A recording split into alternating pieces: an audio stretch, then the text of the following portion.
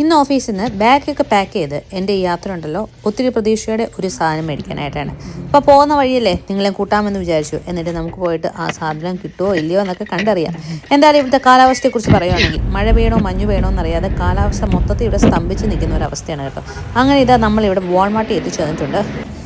എൻ്റെ ഈ നട്ടം തിരിച്ചൊരു കണ്ടപ്പോഴേ നിങ്ങൾക്ക് മനസ്സിലായി കാണുമായിരിക്കും ഞാൻ ഉദ്ദേശിച്ച സാധനം എനിക്കിവിടെ കിട്ടിയിട്ടില്ല. പട്ടി ചന്തയ്ക്ക് പോയ പോലെ അങ്ങനെ വാൾമാർട്ടിൽ പോയിട്ട് ഞാൻ തിരിച്ചു വന്നു. അങ്ങനെ എൻ്റെ പട്ടിയും കൂടി ഞാൻ നടക്കാൻ പോവാണ് ഇനി.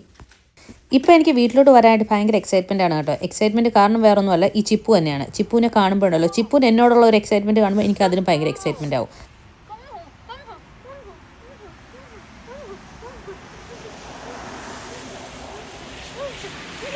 അപ്പോൾ ഇന്ന് നമ്മൾ വാൾമാർട്ടിൽ പോകാനുള്ള കാരണം വേറെ ആരുമില്ല, ഈ ചിപ്പു തന്നെയാണ്. ചിപ്പുവിന് ചെറിയൊരു പ്രശ്നമുണ്ട്. എന്താണെന്ന് വെച്ചാൽ അവന് സ്റ്റെപ്പ് കയറി ഞങ്ങൾ മുകളിൽ പോകുമ്പോൾ അവന് മുകളിലോട്ട് വരണം. പക്ഷേ അവൻ മുകളിലോട്ട് വരുന്നതിനോട് എനിക്ക് വലിയ താല്പര്യമില്ല.